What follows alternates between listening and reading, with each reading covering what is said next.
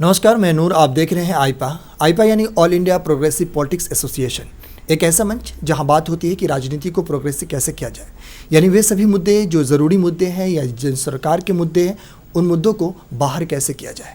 तो आज इसी कड़ी में मौजूद है यहाँ पे डॉक्टर ए.के. जिंदल जी, जिनसे हम बात करेंगे। तो सर, आपका बहुत बहुत स्वागत है आईपा के मंच पर। थैंक यू जी। अभी बताइए कि आप जो अभी नए वेरिएंट आ रहे हैं उससे बचाव के अभी अहम तरीके क्या हैं? जी, सबसे ज़रूरी है कि ये जो वेरिएंट है ये पिछले काफ़ी समय से चल रहा है, पूरी दुनिया इससे प्रभावित है। लेकिन जो नया वेरिएंट आया ये अभी लोगों के या डॉक्टर्स को, चिकित्सक को, जर्नलिस्ट के बारे में बहुत ज़्यादा जानकारी अभी नहीं है।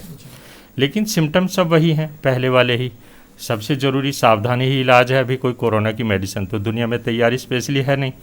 और सबसे ज़रूरी मास्क का प्रयोग करना, आपस में दूरी बना कर रखना और हाथों की साफ़ सफाई, पूरा फिजिकली हाइजीन का ध्यान रखना, बार बार साबुन से हाथ धोना, सैनिटाइज़र का यूज़ करना, जितना ज़्यादा से ज़्यादा हो अपनी सेफ्टी रखना। घर से बाहर तभी जाना कि जब ज़रूरी कोई काम हो, अति आवश्यक हो।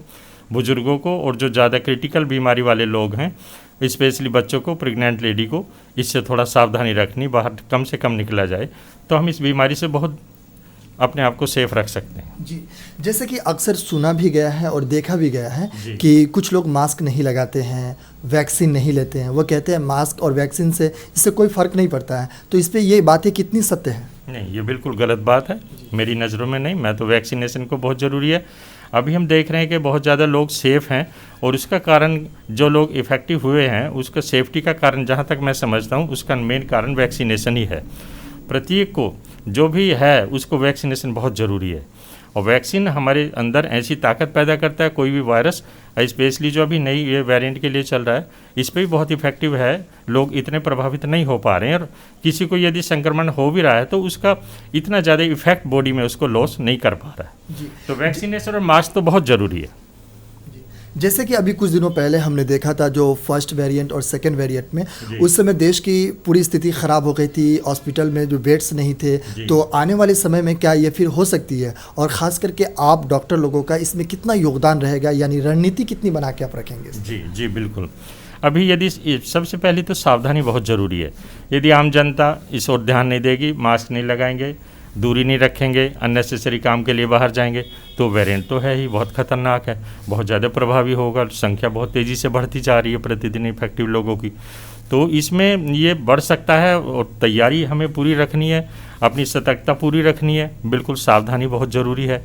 और आने वाले समय में मुझे लगता है 2-1 सप्ताह के अंदर ही इसका प्रभाव दिखने लगेगा कि ये कितनी तेज़ी से लोगों को प्रभावित करता है।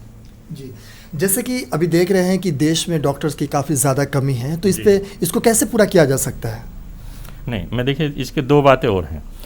पहली बात तो यह है कि डॉक्टर्स की ज़रूरत तब पड़ती है जब व्यक्ति बीमार होते हैं। सबसे पहले तो यदि व्यक्ति सावधानी, पर्सनल हर आदमी अपना ध्यान रखेगा तो हम डॉक्टर्स पे ज़्यादा इफेक्टिव नहीं भी हो सकते। डॉक्टर तो तभी जाना पड़ेगा जब हम बीमार होंगे, ये है। तो डॉक्टर की बहुत अहमियत है, संख्या भी बहुत ज़्यादा है क्योंकि बीमारी बहुत तेज़ी से है, मरीजों की संख्या बहुत ज़्यादा है, तो उनको ट्रीट करने के लिए बहुत सारे डॉक्टर्स की भी ज़रूरत है।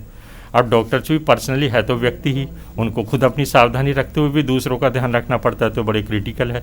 लेकिन हाँ, अभी अपनी गवर्नमेंट इस तरफ पूरा ध्यान, पहले से ही हर चीज़ की तैयारी है, हमारे बेड्स वगैरह पहले से ही इतने तैयारी में है। गवर्नमेंट सभी लोग हैं उसकी सपोर्ट में, कि मुझे लगता है कि ऐसी कोई प्रॉब्लम आने वाले समय में किसी चीज़ की कमी नहीं आएगी। जी, जैसे कि हमने देखा कुछ दिनों पहले कि जो कोरोना आई थी, फर्स्ट पहली लहर आई थी, उस समय सारे लोग अपने घुटने टेक दिए थे, लेकिन डॉक्टर आगे गए और लोगों की ज़िंदगी को राहत बचाई। तो इस पे सरकार की कितनी राहत मिली है आप लोगों को? आर्थिक की बात करें तो क्या है इसमें? नहीं, देखिए राहत तो गवर्नमेंट के पैकेज सभी चलते हैं, लेकिन फिर भी मैंने देखा पर्सनली डॉक्टर्स और ये जितने भी सिक्योरिटी वाले लोग हैं ये बहुत ज़्यादा प्रभावित हुए उनसे। एक तो ड्यूटी का टाइम बढ़ जाता है, खाने पीने का, पर्सनली हर आदमी को अपने शरीर के साथ साथ मानसिक उसको रेस्ट भी चाहिए।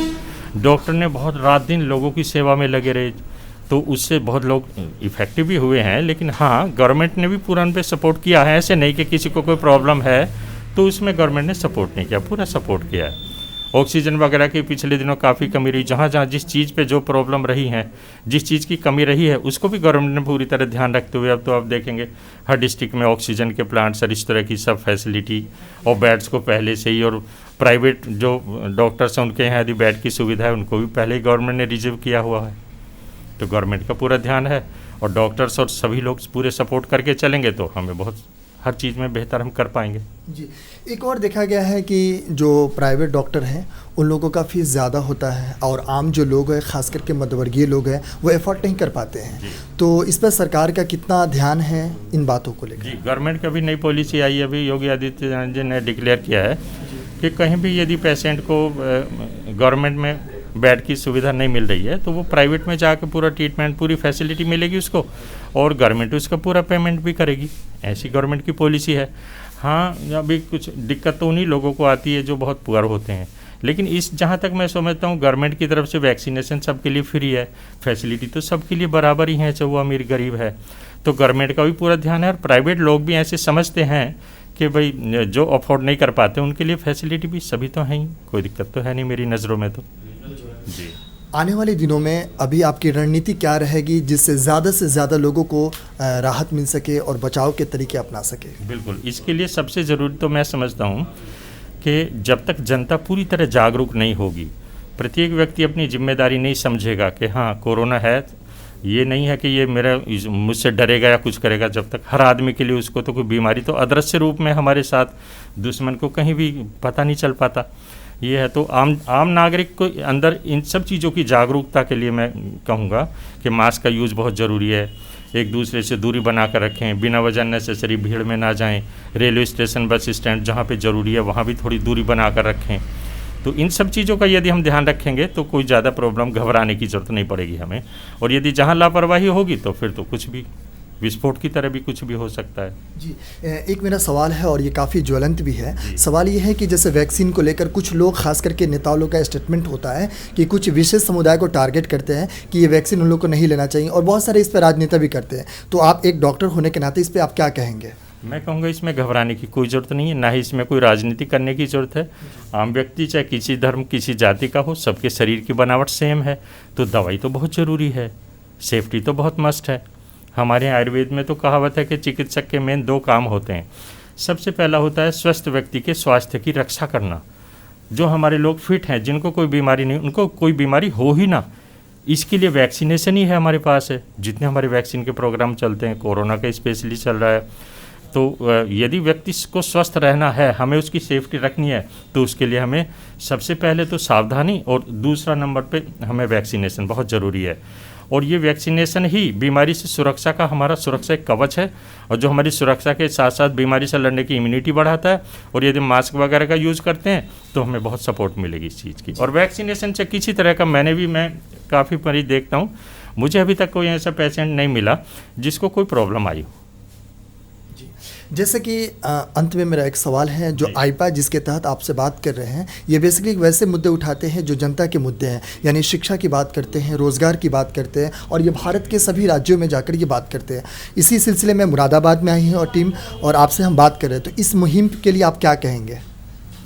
मैं कहूँगा बहुत अच्छी मुहिम है ये, लोगों में जागरूकता बढ़ती है और आजकल तो माध्यम है लोगों को देने का, करिए दूरदर्शन पे वीडियो के द्वारा लोगों को जागरूक करना, लोगों को जानकारी देना, नेटवर्क से जुड़े लोगों को। अब तो आजकल तो बहुत हाई फाई ज़माना है, सब लोग एकदम सर्च करते हैं किसके बारे में कहाँ क्या प्रॉब्लम है। तो ये आपका बहुत अच्छी मुहिम है, बहुत अच्छी राह आप कर रहे हैं लोगों को जागरूक करने के लिए, लोगों के प्रति आपके दिल में समाज की बुराइयों को, उनको सबको दूर करने के आपने जो मुहिम छेड़ी है, मेरी नज़रों में आप बहुत एक जनहित और समाज के लिए और प्रत्येक वर्ग के लिए आप बहुत अच्छा काम में लगे हुए हैं। मेरी आपको बहुत बहुत शुभकामनाएं हैं इसके लिए। जी, आपको भी बहुत बहुत शुक्रिया हमारे मंच पे आने के लिए। थैंक यू जी। तो ये हैं डॉक्टर A.K. जिंदल जी, जिन्होंने बताया कि अभी जो वेरिएंट आने वाले हैं उनमें किन चीज़ों का ध्यान रखना चाहिए, ख़ास करके मास्क लगानी चाहिए, हाथों की सफाई ज़रूरी है इनके लिए, और बाकी ऐसे ही तमाम अपडेट्स के लिए आप देखते रहिए आईपा। नमस्कार।